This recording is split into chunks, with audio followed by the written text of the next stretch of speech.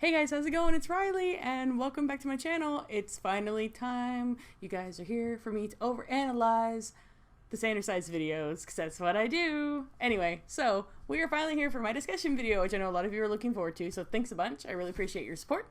But we are here to chat. So I have taken a lot of notes.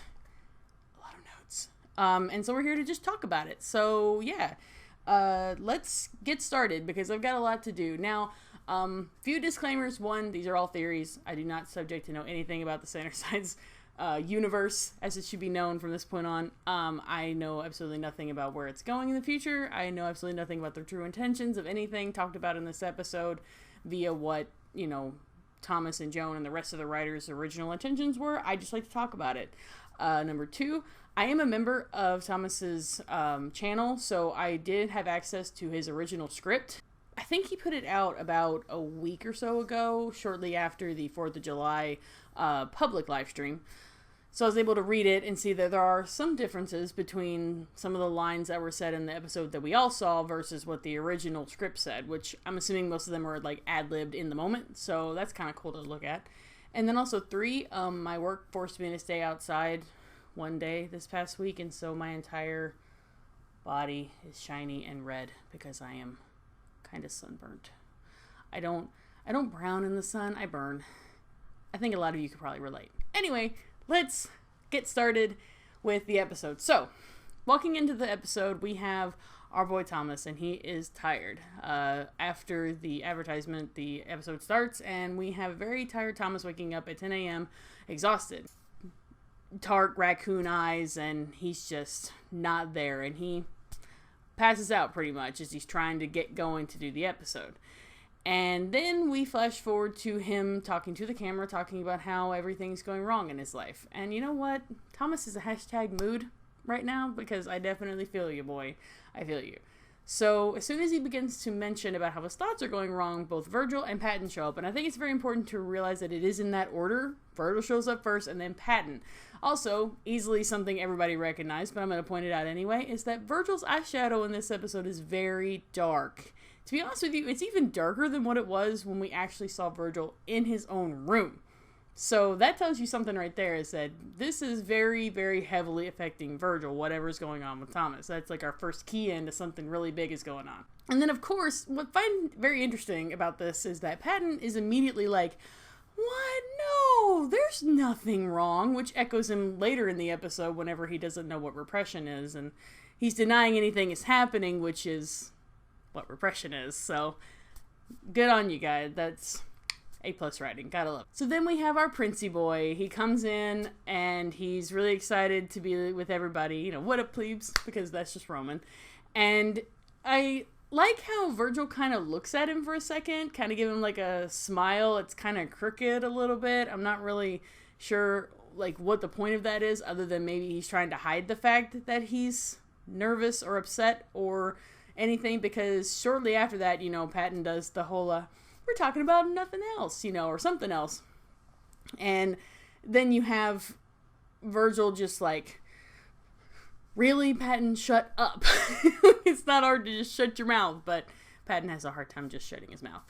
And then we also have the part, it's very interesting, Virgil kind of sits there and turns around and looks away from the camera, and he like touches the top of the, I'll put a picture, he touches the top of the banister for a second, and I only have 3 ideas as to what that could be. So number one, he's either trying to ground himself because he's starting to get a little too anxious, maybe spiraling into an anxiety attack or even a panic attack.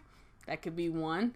Number two, he's just trying to make sure Roman can't see his face again. Like he's just being like, I don't want to look at Roman. Let me look over here anywhere but where Roman is. You know, let me just look away.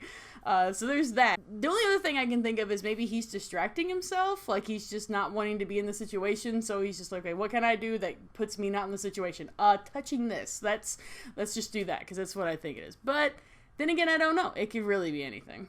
Also, Patton singing to himself. It's my new jam. Because I need to start singing that when I'm nervous. Because he explains my entire life right there in that moment.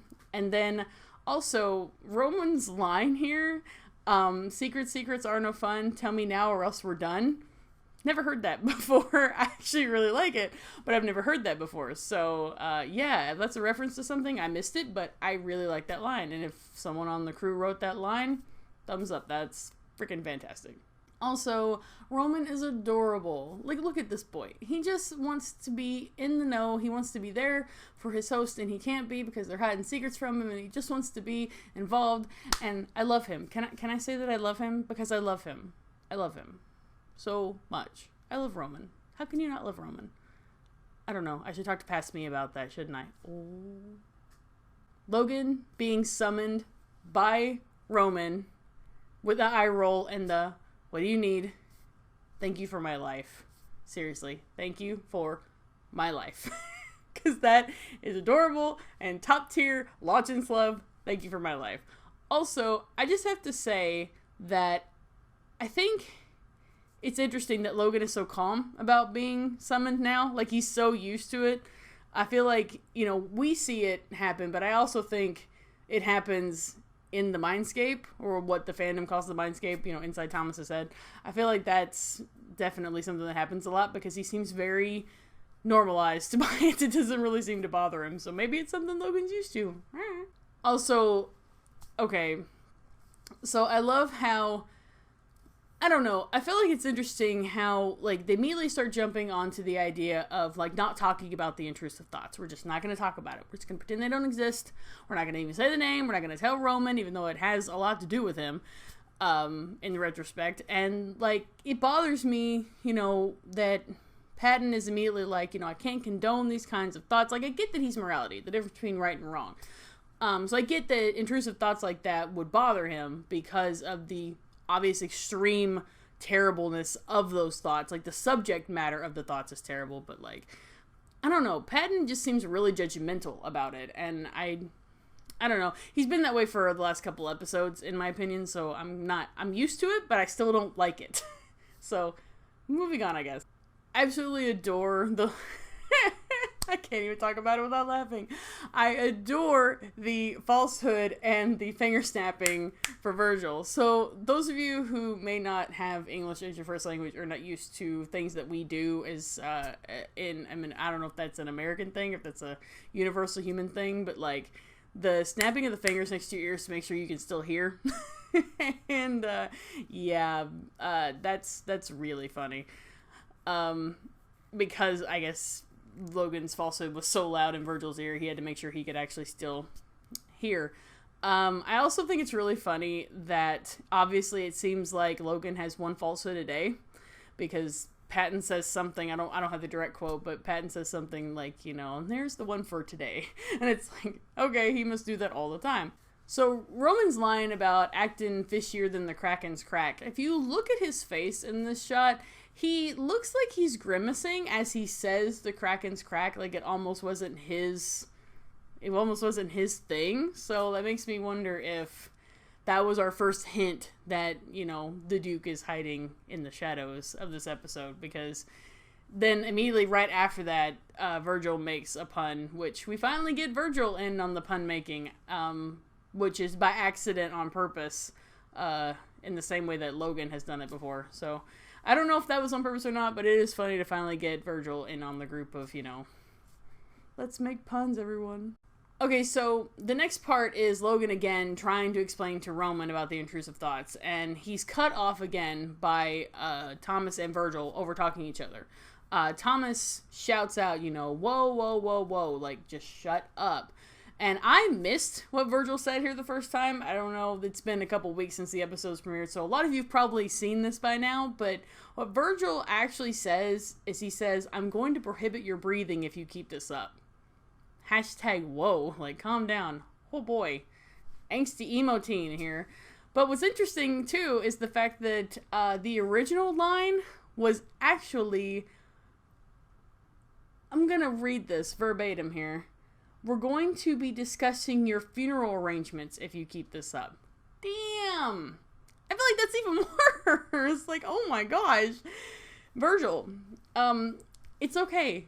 It's okay. I promise you. So Virgil's, one of his next lines after, stopping Logan from talking is, listen to us this time, okay?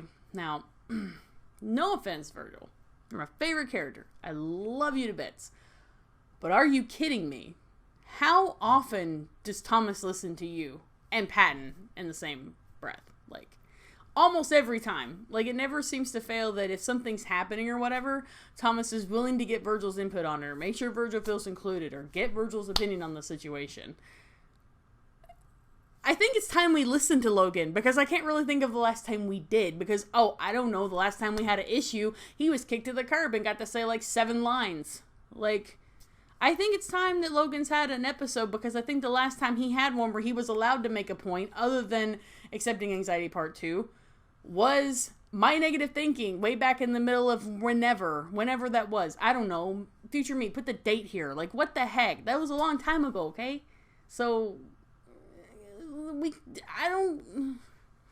I'm just really glad we got to listen to Logan, okay? Because that was hard to listen to.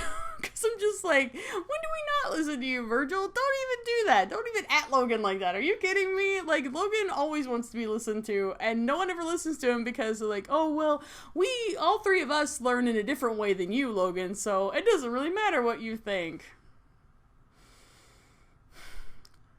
Whew, boy. I'm just a little annoyed. So we get to the just like heaven part. I don't really know what the point is of choosing that flick, but okay. I'm okay with that, I guess. I won't ever look at that movie the same way again, even though I've never seen that movie, so thanks. It's funny. If the sites are actually talking about what the plot's actually about, it does actually sound kind of interesting. But I also think it's also a play on the fact that it's just like heaven, in the sense that it has heaven in the title, and they're doing a heaven-hell thing in this episode. I think that was probably the only reason why it's just like heaven, why they chose that specific movie, but maybe I'm looking into it too much, like the rest of this video. So we have all the sites talking about just like heaven, and all of a sudden they go muffled, and it goes completely silent on Thomas's part as it looks from side to side. So it's showing you that Thomas can't hear any one of them. And then we get the voice of who we know now as Remus whispering to Thomas, have you ever imagined killing your brother? And, Thomas kind of shakes his head, and the sound comes back, and they all start talking again. I find it interesting that he was able to be muffled, because this is a little bit of a theory I saw going on Tumblr, so, credit to whoever first thought of this idea, but I'm going to run with it because I think it's pretty cool, and I think it's something they may be indirectly doing. I don't know if it's on purpose, but I do like it. So I'm going to show a picture on screen right here. This is from Moving On Part 2, and it's about a minute and something into the episode. It's one of the first screenshots from the episode, and this specific image in the back of the shot behind Thomas there is only shown in the picture frame for about 20 seconds. In that episode, if you're not aware, or if it's been a while since you've watched it, the picture in the background changes to whatever they're talking about. Later on in the episode of Moving On Part 2, Roman gets on a tangent, and it keeps showing pictures of Thomas's butt, because that's the subject matter. But at the very beginning here, in this shot, it shows 3 pictures of Thomas together. I'm not doing it in the right order because I don't have the screenshot right here to look at, but it's showing the speak no evil, hear no evil, and see no evil.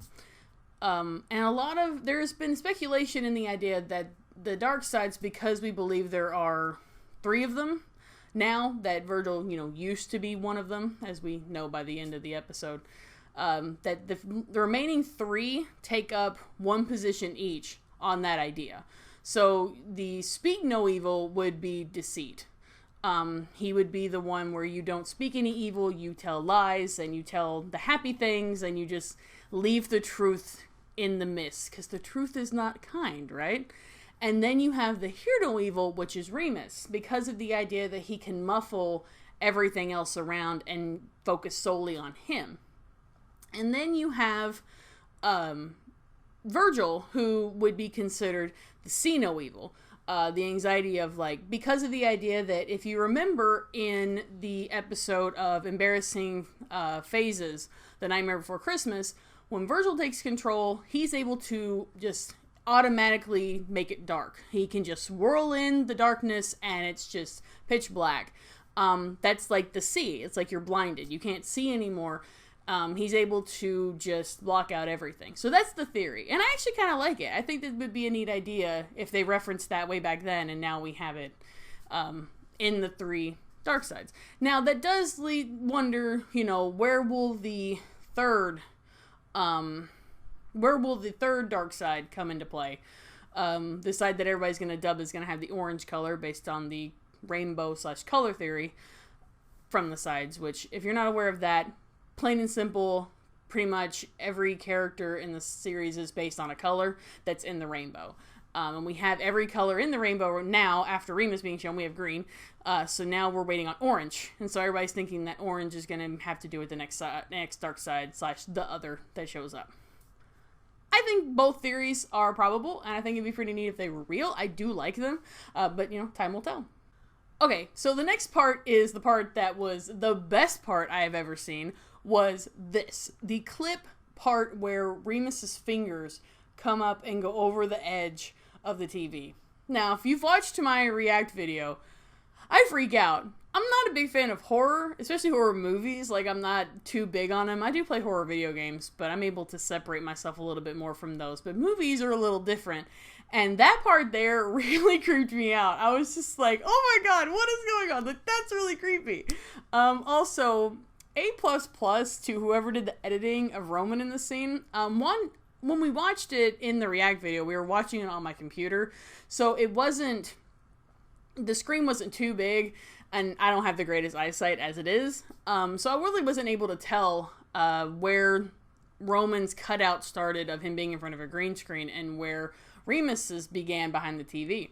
And I thought it looked pretty good. And even on my TV and later on my phone where I can have it closer to my face, I still think the editing is top notch. Like, really, really freaking good. So props to the editor, whoever did that part, because it is amazing. So to quote Patton, the next 6 to 8 minutes of this episode is #good cinema, because I can't handle the amount of awesome. So you have Remus, after he's done the creepy finger thing, he's just there. He's just standing there behind Roman menacingly. Patton sees him first, freaks out, but doesn't really say anything. He just kind of finishes his line, but he's like, oh my god. And then you got Virgil, who his, oh crap. Tempest tongue. I was trying to what do Thomas and Joan call that? Yeah. The tempest tongue that comes out whenever he sees Remus standing behind Roman. I don't know if they talked about this during the 4th of July public live stream that Thomas had with everybody, but in the member live stream about the episode specifically, they said that the part where Roman is hit by Remus with the mace / morning star / whatever it is. Apparently that scene was really hard to time because Roman, Thomas as Roman had to really pretend to be hit. He wasn't actually hit with anything. And then they had to time it with the swing from Remus. So that's actually pretty cool. I think it looks pretty good. The sound effect helps. It kind of gives you a little bit the illusion that a collision is actually happening. But I actually think it's really well edited and really well timed. I really did believe that he got knocked in the head and knocked unconscious by that. So I like it. I also think it's really funny that Remus's first line is, have you ever imagined killing your own brother? And then he whaps his own brother over the head with the mace. Like I said, great cinema. And then we have the best part of the entire episode, and that is Remus's song. It is a bop. I have listened to it so many times. It does stream on Spotify and it is on iTunes. Check it out. Support Thomas, because that song is amazing, and everybody that had anything to do with that music video, editing, lyrics, Thomas's acting, obviously, all top notch. Definitely give that song a listen to. It is so good, and I am so proud, Thomas, for hitting that high note at the end. Good job, my boy. You did a great job. One thing I find very interesting is how, Remus introduces himself and he's like, I'm your creativity. And, Thomas is like, no, that's Roman. And Remus is just like, yeah, also me though. He really doesn't mind to be attributed to his brother's stuff. Like, he doesn't mind sharing that spot with Roman, and I think that's kind of interesting, because I think Roman doesn't feel that way. I don't think he likes the fact that Remus exists, because of, like, later when he explains it as looking at a funhouse mirror. Like, he doesn't like the idea that something else exists in this realm that splits his job, you know? Like, I could see Roman not liking that very much at all. So we have the funny part of, you know, Thomas revealing that he's scared of Remus, where, like, you know, he's just like, I don't know, just, and then, of course, Remus fills it in with stinky, and, like, you know, beginning of an era. I'm telling you what, that picture's gonna go places. But then it goes back to Thomas, and he's like, scary. And for the first time in the entire episode, Remus looks offended. He looks really mad. And you know, he's like, you know, no, that's, you know, a you problem. Or a him problem. Because, yeah, Virgil would have a lot to do with that if Thomas finds Remus scary. It would be Virgil's responsibility to turn on the flight or flight still response and get him out of there if he is scared. So that's believable. That's understandable. Of course, you know, it kind of spirals into more than that, as we see as we go on. But, yeah, I can see that how that's understandable. But it is interesting to note that Remus doesn't mind his job, but he also doesn't like being told that he's not doing it right, or that it's his fault that Thomas doesn't like him, because it's not his fault, as we come to learn.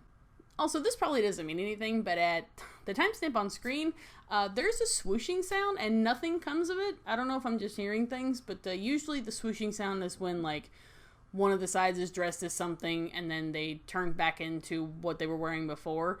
Like, that kind of changing effect, and nothing happens, but there's a swooshing sound there. I don't know, I just thought I'd point it out. I watched the episode too many times, and I figured I would share it with you all.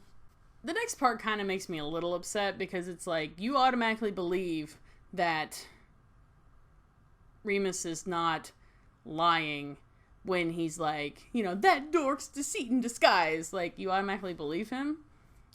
Okay. Like, that's kind of weird. Like, I don't know.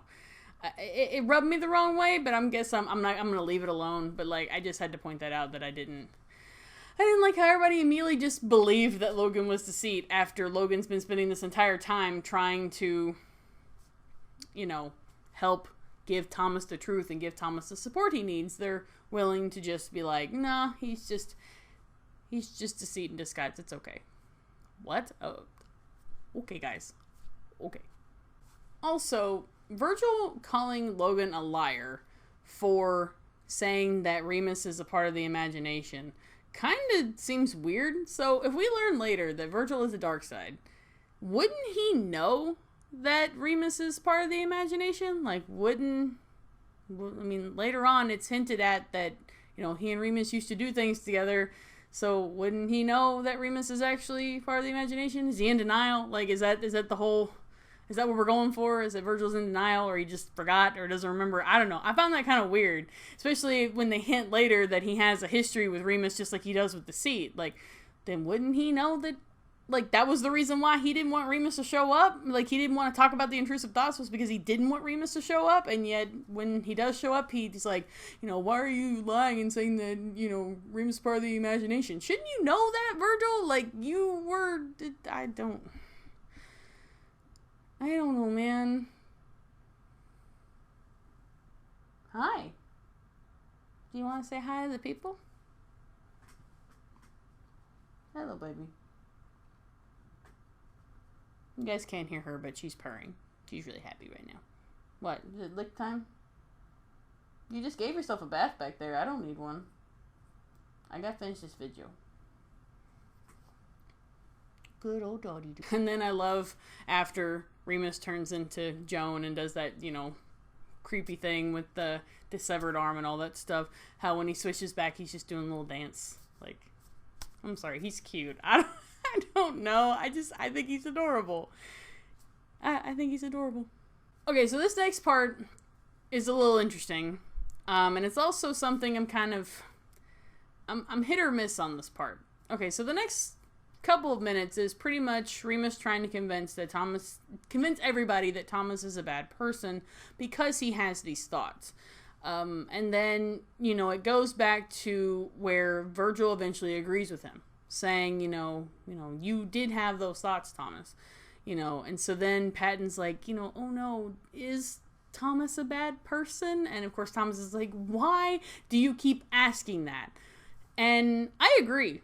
Why? Like, if you watch my react video, I'm kind of like, I agree with Virgil after Virgil's like, we haven't gotten an answer yet. And in the moment, I was like, yeah, that's true. We haven't gotten an answer yet.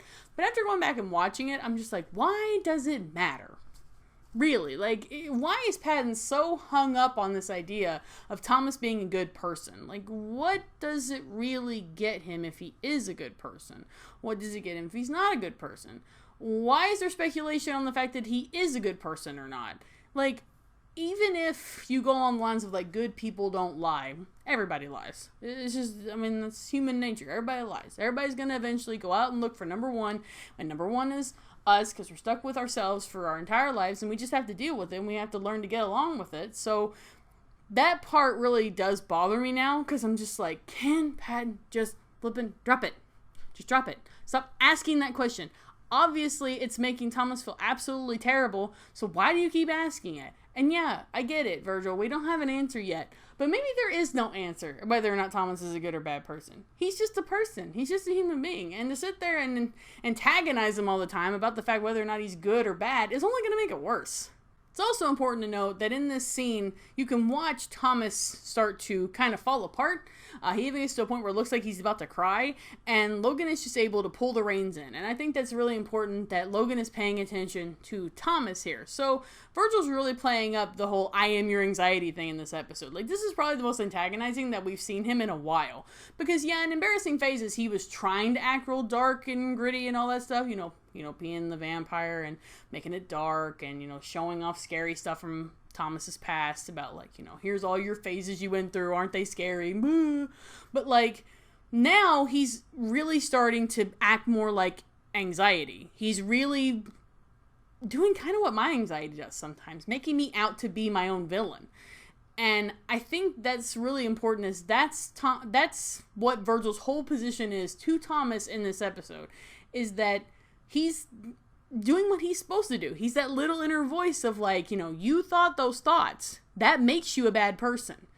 Because, like Logan later says, because of Thomas's specific upbringing, he is used to thought being a precursor to action. That if you think about it, you're going to do it at some point. Regardless of whether or not, it's, within a day of thinking that thought, or if it's 20 years down the road, eventually you're going to do it. And that's just how, Thomas's mind works because of his upbringing, but that doesn't necessarily make that true. So the next part is, we're getting a little distracted here because Remus doing whatever he wants to do. He brings in the characters from the movie because of the fact that Thomas unknowingly made a connection between his intrusive thoughts of killing his brother from the night before with Just Like Heaven from the characters. Like, they unknowingly made that connection together. I think the actors did really good. The people that they got to play the main characters from Just Like Heaven, that was hilarious. Like, I don't even know.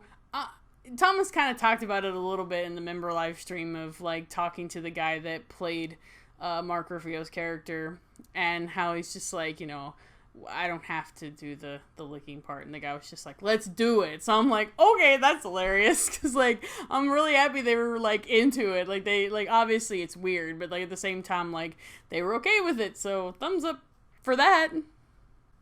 Also, right here, this is the second best picture of Remus ever. I'm just saying. And it's a shame because it's only on screen for 1 second. Like, literally, I had to slow down. To get this screenshot, I had to slow it down to 0.25 speed so I could actually get the picture unblurry because it's on the screen for that short amount of time. But this is a great picture. It also looks a lot like this picture from SVS when Roman does the same little finger movement. So, bros, am I right? Also, Thomas and team, how dare you tease me with my Slimy Boy's music? Where's my Slimy Boy? I'm not happy. But at least we get to hear the music. Okay, so this next part. Boy. Patton doesn't know what repression is. Whew, if that doesn't explain a lot, and if it's not a huge red flag to everything that happened in SVS. not going into that, but hey, that's there on the table now. And it's going to be important to know that, you know, you can't always just pretend to be a good person, because repressing all the thoughts that you have in your brain is what causes Remus to go nuts. So, you know, maybe you should do something for yourself for once, just maybe. So I said this a little bit earlier, but this part here is where Virgil really starts to hit home on the fact that, you know, you had those thoughts, you're a terrible person, you're going to act on them, and eventually everything's just going to go to shit. And luckily, Logan shuts him down. But the point is that Virgil's really acting like I think his dark side would have been here. Like, he's really, really active and really stubborn and really just, like, hitting it home with everything that you are a bad person and that's it. Like, if you think these thoughts, they are yours alone, they have meaning, and you are bad. But then Logan's like, no. We'll go over what Logan says in a minute, because it is important. But I just wanted to be sure that everybody, like, understands my side on the fact that, like, if Virgil was, well, not if anymore, we know, but, like, since Virgil was a dark side, I feel like this would be what he would have been like back then for Thomas, especially in teenage Thomas years. I feel like that would have been really heavily how he would have acted. You know, like, the end of the world is coming. You thought this terrible thing, so now the world is over. No one's going to love you. No one's going to like you. It's going to be terrible. All your friends are going to leave you. And he's just being anxiety. It's what he is. And that's, you know, definitely, if we refer back to the good old Yerkes-Dodson curve, he's a little bit too high on that scale. And it's not good. It's not good. Now, Logan says that, you know, Virgil's overreacting, and of course Virgil snaps back at him, and then Logan almost says the word paranoid. You know, he says, you know, you're just expressing an unhealthy amount of concern. Thank you for being on guard. But for now, you must listen. And I agree. Like, I'm really glad that Logan took that approach, because number one, like, antagonizing Virgil by calling him a name, even if paranoia doesn't mean anything, paranoia, paranoid, whatever, even if it doesn't mean anything, calling someone out like that and giving them a name like that wouldn't be good for the situation. Taking a more calm and strategic approach to the situation is much better. Because if he had, you know, lashed out at Virgil, it would have been no good as when Virgil lashed out at him. But by calming his tone and speaking, thanking Virgil for what he is doing, I feel like that's really important. I don't know if Virgil would have calmed down otherwise, because we've seen before, you know, when, you know, let's just for an example, at the beginning of Can Lying Be Good, you know, you have Virgil and Roman bickering with each other because they keep snapping at each other. And I feel like that probably would have been what happened here if Logan had continued with what he was saying initially. So back to what he was saying at first. Whether he cut off himself from saying paranoia or paranoid, whichever. There is the thing going around called paranoia theory, which is the idea that Virgil was actually initially paranoia before he became anxiety. It really just depends on the idea of whether or not that was ever something in Character Thomas's life. If that was ever something that was really, really bad, if he ever got to that point. Who knows? It's impossible to know, to be honest. But I could see it being a thing. The only thing that kind of throws a wrench in it is that the only other time that the word paranoid or paranoia was cut off was in Fitting In, the Hogwarts Houses episode, which Roman says something along the line, you're just being para, and Thomas glares at him, and he changes it to vigilant. Paranovigilant. He makes up a word. To cover up him almost saying paranoid or paranoia. That's where the problem comes in. Like, how would Thomas know to not call Virgil by that name?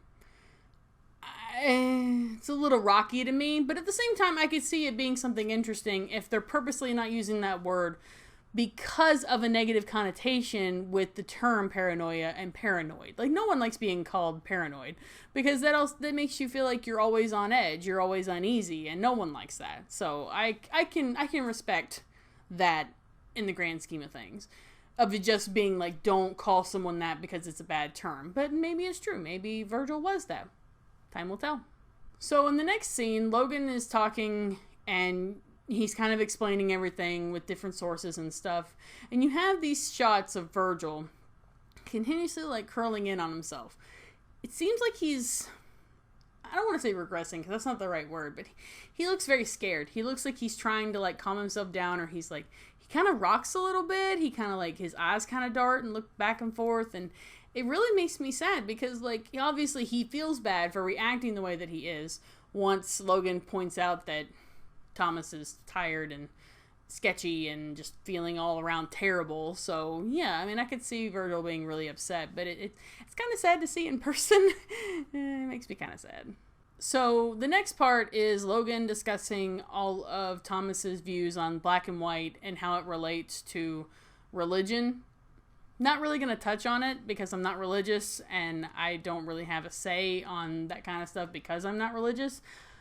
But I will say I agree with Logan for most of it, so good job. But like, I'm not really going to say much. Virgil's expression does change a lot in this scene too. He has a lot of, there's a lot of flashing to him on, you know, sometimes it looks relieved, sometimes he looks worried. It's just kind of intermingled in there, so there's that. But other than that, like, Logan's right for 90% of what he's talking about.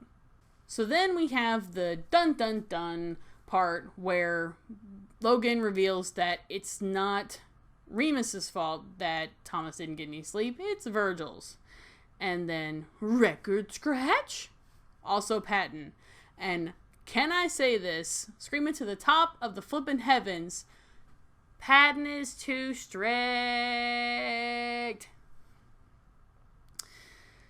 Thank God someone said it, because God, that isn't how I felt through the entirety of SVS. How I haven't felt for a while now. Like, I love Patton. I do. I think he's a great character. He's really funny. He's our dad character. He makes funny puns, and I love him to death. He's adorable. But he is being very strict on what is or is not a good person, and he's stressing Thomas out. Like, it's ridiculous. So I'm really happy that we finally have, you know, a little section. We finally have one of the sides telling him he's too strict, and thank God it's Logan, someone he believes. Because I feel like if anybody else said that to him, he'd be like, nah, and he'd brush it off. But because Logan says it, I feel like Patton takes what Logan says a little more seriously. Also, I didn't say it, but that is why I say it. I love you, Logan. Have I said that enough yet in this episode? I don't know. Deodorant doesn't have flavors. You don't eat deodorant. Maybe you don't. I love the Duke so much. Oh my god. And yay, Dukey. Oh, what a cute nickname. Of course he would like it. It sounds gross. Like, obviously he's all the, dark and dirty thoughts, so of course he would like that. Duh. And yay, we get his name, Remus. As in Romulus and Remus from Rome. In history, I'm assuming that's the joke. I like it. It also is kind of funny because I'm pretty sure that Remus means twin, like in like the definition, like translation into English. Pretty sure it means twin, so that's good. That's kind of funny. And also, what a sassy boy of the flicker of, I would never hide anything from you, to Virgil, like, trying to stir the pot, man. He likes pushing buttons, and I think he likes pushing buttons even more than Deceit does, and I find that kind of interesting too. Makes me wonder if he would do it to Deceit too. If Deceit was like starting to get on Thomas's good side, I wonder if Remus would do that to him too. Also, oh my gosh, Roman defending Logan while he's unconscious. He baby, and I love him. Then we have Logan coming in clutch, explaining how Virgil and Patton are the problem, but explaining it in a way that shows that they're not doing it in a malicious way. God, I love him. Have I said that yet? I love Logan, okay? I love Logan. The Screamer got me a little bit, but at the same time, I'm numb to it all. I've watched too many FNAF videos. Like, gosh, I've been watching Markiplier and MatPat and Dawko play FNAF for so long that I'm so numb to the idea of jump scares anymore that, like, when they happen, I'm just like, oh, okay, that's a thing. Because, like, you can watch in my react video, I don't really react, but, like, a lot of it's inside. I don't really react outwardly. I'm just kind of like, whoa. But, like, other than that, it's really nothing much. And so we get this next part where Thomas is really in denial on everything that's happening in his life. And, oh boy, speaking from experience, my intrusive thoughts do get worse whenever I feel like I have no control over my life. And my anxiety peaks up and they just get terrible. Like, I'm kind of in that area right now because my intrusive thoughts like to come through in nightmares. And I had a pretty nasty nightmare the other night, so yeah, let's hope I sleep better tonight. Video's getting too real. Okay, another time I'm going to sit here and be happy about the fact that I was right about something else, and that is the committed to skipping a big callback. Thanks, Virgil. Thanks for that shot of Patton looking a little bit guilty, because yeah, boy, you should be. Sorry, if you can dislike me, if whatever, Thomas should go to the callback. Okay, Thomas should go to the callback. I'm still on it, okay? It's never gonna go away. I'm always gonna feel that way.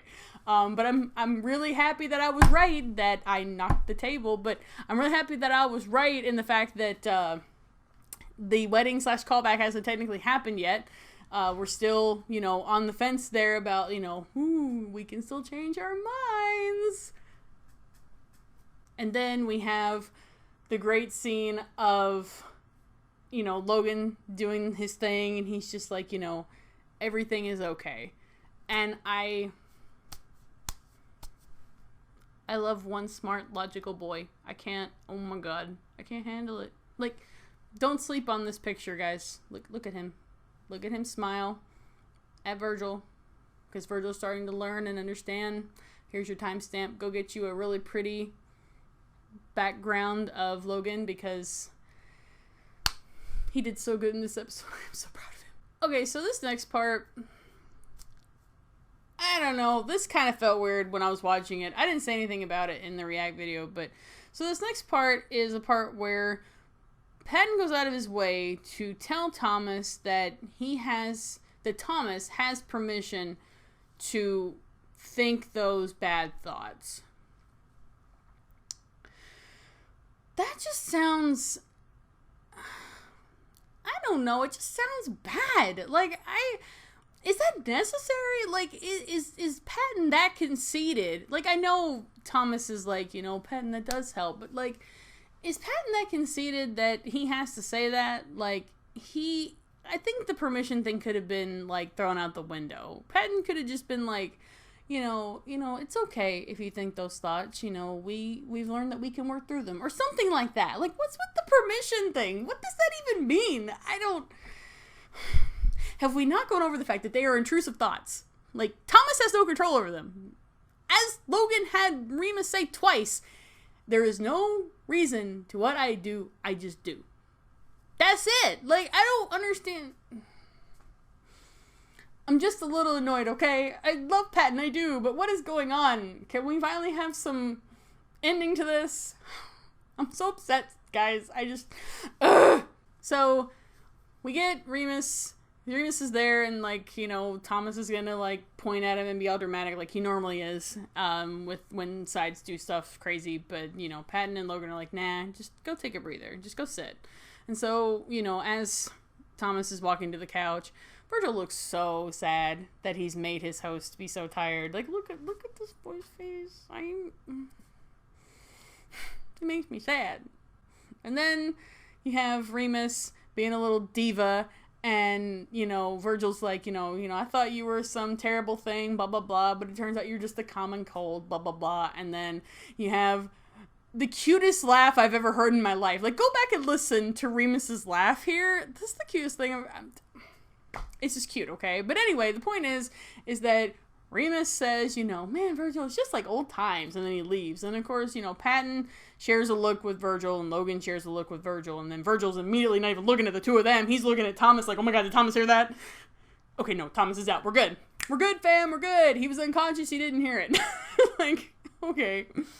And I guess, like, it's obvious. I guess it's more obvious now that, like, obviously Virgil was going to tell Thomas something, because they reference it too many times in this episode. Like, I guess being in the heat of the moment and watching it, you don't really see that, but now it's a little more clear that they were going to do something. So Roman wakes up, and Virgil is really happy to see him, because I'm sure if anything tells us with how crazy Remus is, and if Virgil ever had to deal with him in the past, I'm sure he would much rather deal with Roman than Remus. But, Also, just so you guys know, I'm thinking that this adorable part with Thomas saying, I love you, to Roman, I'm thinking that was like ad-libbed on the spot because it's not in the script. And that part is adorable and very heartwarming, and I just wanted to point that out, that it was thought of naturally in the heat of the moment, and that makes me happy because I love when stuff like that happens because it's cute. So this next part is where Roman, Virgil asks if, he's good, and, Roman's like, my head's fine, and, and then, Patton's like, are you hurt at all? And Roman's like, no. But he was hit with a realization, and then he says, like Einstein with the apple instead of Newton. And of course, Logan corrects him, because that's just how Logan is. And, we get a little hint of Remus shining through, because, Roman uses the same insult again. Shut up, nerdy Wolverine. Which, I'm so proud of Roman. He apologizes. Such a good boy. And Logan actually he looks pretty happy that Roman apologized. So I'm really happy about that. But then Roman kind of doesn't get to finish explaining what he was going to say because Logan redirects, is Thomas okay? So we don't know what Roman's realization was, so thanks for nothing. And then also, this pig exists right here of Virgil. Please protect my son. Please protect him. Please let him be happy and smile more. Please, for the love of God, protect my son. And then we have the best part in the entire episode, hands down, the fact that Logan is called cool by Thomas, like really cool, and he is in such disbelief, he just sinks out. I am deceased, cool Logan, cool Logan, cool Logan, cool Logan, he's so cute. I also like the next part where after, like what Patton says here at the end is like a lot better than what he said like 10 seconds before about the permission stuff. He's kind of like, I can't say that I won't ever, have a knee-jerk reaction, which is fine. Like having a knee-jerk reaction to that kind of stuff is obvious, but like learning to, think about it and not automatically react is really important too. So I'm okay with that. That's cool. But I also like the fact that it leads into Remus showing back up and we get a side-by-side with Roman and Remus, and it is awesome because the side-by-side is so good. Like, yeah, it's been good in the past, but this looks really good. Like, I'm really impressed with how much, like, it looks like they're really looking at each other, and they're really close together. Like, I don't know who did this side-by-side, but props to you, man. There's not much room right there, and that's almost as close as the Deceit and Logan we had in SVS. So, that's really, really awesome. So, props to the editing team. Whoever did the edit on that, it was a team effort. Good job, guys. Also, Roman is a sweetheart after my own life. Have I mentioned that? Have I said how much I love them yet? Have I said that enough in this? I don't know. I love them all. I can't handle it. Also, just something I happen to notice, but I'm sure a lot of people have, is both Roman and Remus leave in the same way. They both go, bye! And they leave holding out the bye. Bros for life, man. Bros for life. And then we have the ending. So, we have Virgil that kind of tells Thomas, I should have been better. I should have been able to protect you from them. And then we get the big revelation of I was one of them. Now, anybody in the fandom can tell you that we all kind of had a really big feeling that Virgil was one of the dark sides, the others. I think it's very important that Virgil doesn't ever refer to them as the dark sides. It's referred to as the others, and I feel like that's really important, mostly because of what we know now, that Roman's only half of a whole in the sense of light versus dark. And I think Roman's dichotomy is really important because it shows us that he has a very black and white way of looking at things, because Thomas has a very black and white way of looking at things.